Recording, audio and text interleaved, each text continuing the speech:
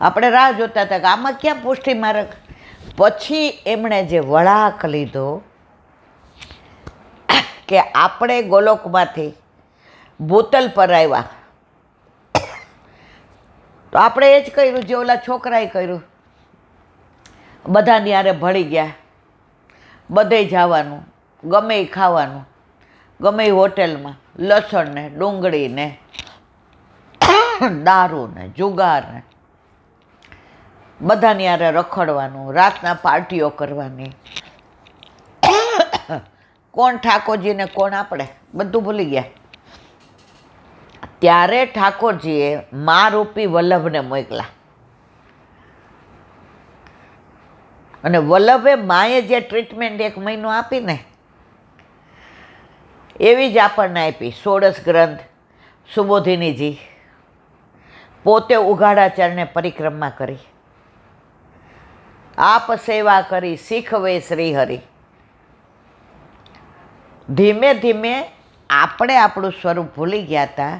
વલ્લભે આપણા સ્વરૂપનું ઠાકોરજીના સ્વરૂપનું જ્ઞાન કરાવ્યું, અને પછી આપણે બ્રહ્મ સંબંધ લીધું. અને જે માને છોકરાએ કીધું કે મારે મારા ભારત પાછું આવું, ઇન્ડિયા નહીં, ભારત પાછું આવવું છે. માં જેટલું મળશે એટલું આપણે સાથે રહેશું, મારે તારી સાથે રહેવું છે, મારે તારી પાસે રહેવું છે. ત્યારે વલ્લભે કહ્યું કે તારા માથે ઠાકોરજી પધરાવી દઉં, તારી પાસે રહેશે અને તારી સાથે રહેશે. અને પછી તું ઠાકોરજીના વશમાં નહીં, ઠાકોરજી તારા વશમાં. તું જેમ કહીશ એમ કરશે. તો જેમ આને બધાય દુસંગ છૂટી ગયા, એણે દેશ જ છોડી દીધો, એમ આપણે આ બધાય દુસંગ છૂટી ગયા. અને આપણે આ દેશ કયો છોડ્યો? દ્વેષ, ક્લેશ, પાપ, પ્રપંચ, અહંતા, મમતા, બહાર રખડવું, ઓલા ચરસ ગાંજાની જેમ બહાર ખાવાનું ને પીવાનું ને આખી રાત જાગવાનું ને મહેફિલ કરવાની, બધું પૂરું થઈ ગયું. પણ નિમિત્ત વલ્લભને બનાવ્યા. વલ્લભ ન હોત તો હું ને તમે અહીંયા હોત નહીં. આજે આ નિકોલથી 3 વૈષ્ણવ આવ્યા, બિચારા શું કરીને આવ્યા હતા? ઉબર કરીને. હવે આપણે ના પાડીએ કે ત્યાંથી આવતા કલાક થાય, 200-250 રૂપિયા જાતાના, 200. મારી યાર અડધો કલાક બેઠા, શું મેળવીને ગયા એ કંઈ તમને ખબર ન હોય. એ આવ્યા હતા કે નિકોલમાં અમારે સવાર નંદ ઉત્સવ ને પલના ને સાંજે માળા પેરામણી ને રાસ ગરબા ને મહાપ્રસાદ ને, તો તમે આવજો. મેં કીધું મારા વાલા ફોન કર્યો તો હું તમને ના જ પાડત, કારણ કે હવે ડ્રાઈવર છે નહીં. આ કોરોના પછી કાંઈ ડ્રાઈવરમાં મજા આવતી નથી. એટલે હવે કાંઈ મેં કીધું આ દાદા ચલાવતા નથી આટલી ગાડી, એટલે હવે બને ત્યાં સુધી આટલે બધે દૂર નથી જાતી. એ કે અમને સંતોષ થઈ ગયો કે અમે તમને સાંભળતા હતા, તો અમે તમને આમંત્રણ આપ્યું. અમારું મન તો એમ કહે છે કે તમે આવશો. મેં કીધું ના, કારણ કે હવે એવી તબિયતે નથી ને એવી અનુકૂળતાય નથી. તો એમાં એક નાની વાત થઈ મારે ને એમને, કે એક વૈષ્ણવ હતા. હવે એ નર્સની નોકરી કરે અને એ ગાયનેકમાં, એટલે 24 કલાકમાં ગમે ત્યારે એને બોલાવે, કારણ કે આ તો જે ડિલિવરીનું પેઇન હોય એ તો ગમે ત્યારે ઉપડે. હવે એ હોસ્પિટલમાં નોકરી કરે, એમાં એક બેનને ડિલિવરી આવી. તો એણે એમ કીધું કે મારા સાસુ ઉંમરવાળા, તો તમે નવરા હો તો મારી પાસે બેસો તો મને સારું લાગે, કારણ કે સિઝરિન છે એટલે હજી મને 2-3 દિવસ રજા આપતા. એટલે આ બેસે તો ઓલા બેન આ સત્સંગ સાંભળે તો આય સાંભળે નર્સ. હવે પછી એણે કીધું આ કેવી રીતે? તો એ કે મને સબસ્ક્રાઈબ કરી દો. એટલે ઓલા બેને કરી દીધું. હવે તો એને પછી એવું થઈ ગયું કે રોજ જે બહાર બેઠા હોય તો આ સત્સંગ ચાલુ કરીને, હવે એને એમ થયું કે હું બ્રહ્મ સંબંધી તો છું જ, મારે ઠાકોરજી પુષ્ટ કરાવવા છે.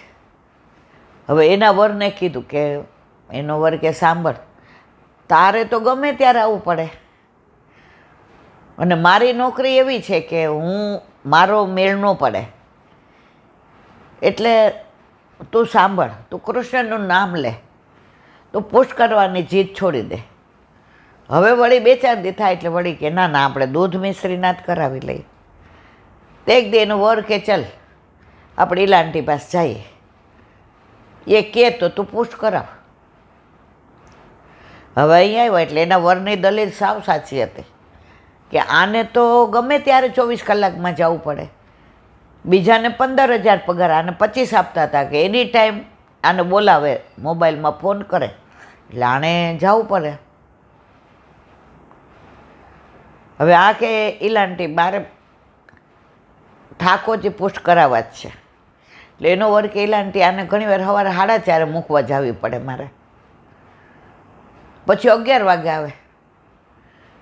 એટલે ઓલી કે કેમ 11 વાગે હું ત્યાં સુધી ચા નહીં પીવું? હું એ કે 11 વાગે ઠાકોરજીને ભોગ ધરીને ચા પીશ. હવે બે વચ્ચે થોડી વળચળ થઈ. પછી મેં કીધું બેટા હમણાં રહેવા દે. મને કે ના ઈલાંટી તમે જ કહો છો કે આજનો લાવો લીજીએ, કાલ કોણે દીઠી છે. હવે કાલે હું ન હોઉં તો ઠાકોરજી વિના જાઉં તો મારો હાથ પકડીને કોણ લઈ જાય? હવે હુંય પાછી પડી. પછી મેં કીધું ભાઈ તમે પુશ કરાવો દૂધ મિશ્રી, તમને કાંઈ તકલીફ થાય ને તો મારા ઘરે પધરાવી જાજો. હવે એણે પુષ્ટ કરાવ્યા. 1.5 મહિના સુધી એવું બન્યું જ નહીં કે એને સવારે જવું પડે. જવું પડે તોય 8:30-9. એટલે આનો નિયમ હતો કે 5 વાગે ઉઠી નાહી ધોઈ તૈયાર થઈને ઠાકોરજીને પહોંચી દેવાનું, પછી રસોડામાં 7 વાગે 7:30 જવાનું.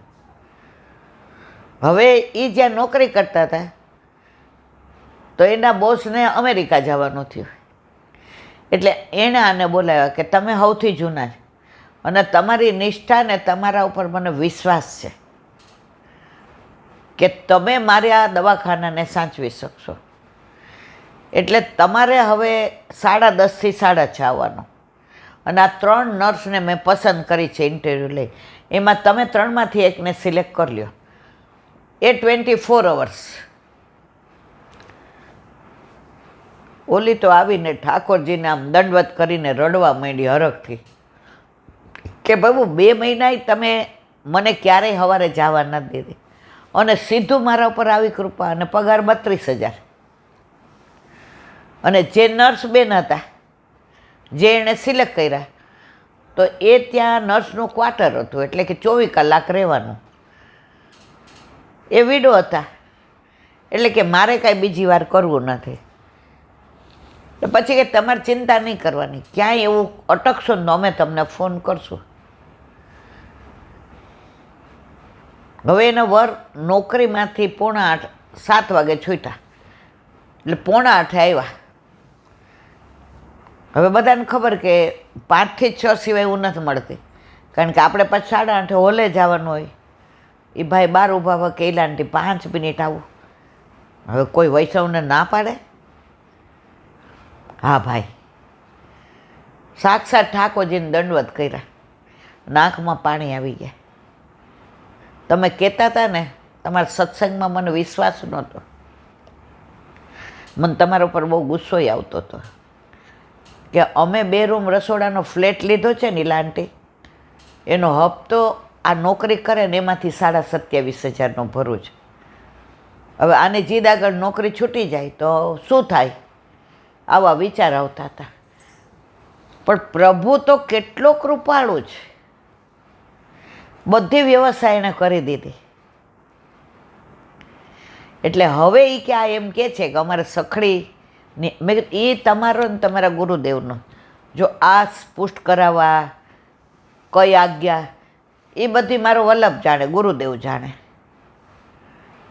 હું તો આ બધા પ્રસંગો કહું તમારા બધાના, કંઈ મારામાં એવું જ્ઞાન નથી, હું કઈ એવા સિદ્ધાંતો નથી જાણતી. પણ આટલું વાંચ્યા ને સાંભળ્યા પછી મને એટલી ખબર પડે કે કરોડો વર્ષોથી વિખૂટા પડેલા આપણે જો આપણા ઘરે ઠાકોરજી ના બિરાજતા હોય તો આપણો હાથ પકડીને લઈ કોણ જાય? એ વાત કરું છું. એટલે કે લાંટી હવે અમારે સખડી ધરાવી છે અને એનાથી વિશેષ એ કે બધી હોસ્પિટલોમાં કંઈક એણે નામ દીધું. એ કે આની એજન્સી મને આપી દીધી એટલે હવે હું નોકરી મૂકીને આ કરું છું ને. નોકરી ચાલુ હતી ને કરતો હતો, હવે એવું સારું મળવા માંડ્યું છે એ મૂકીને તો પ્રભુ જુઓ લૌકિક, આર્થિક, માનસિક, શારીરિક, અલૌકિક બધું જ ધ્યાન રાખે છે. હવે મારી શ્રદ્ધા કેવી વધી, નહીં તો મને તમારા સત્સંગ ચાલુ કરે ને તો હું રૂમ બદલી નાખતો કે જ્યાં મારે નથી સાંભળવું. તું તો ગાંડી છો. આજે 10 વર્ષ નોકરી કરશું તો આપણા હપ્તા ભરાઈ જશે. હવે સમજણ પડી કે પ્રભુ સર્વ સમર્થો હિ તતો નિશ્ચિતતા વ્રજેત. તો મારો કહેવાનો આશય, તમારે ઠાકોરજીની ચિંતા કરવાની જરૂર નથી. ઠાકોરજી જ તમારી ચિંતા કરે છે.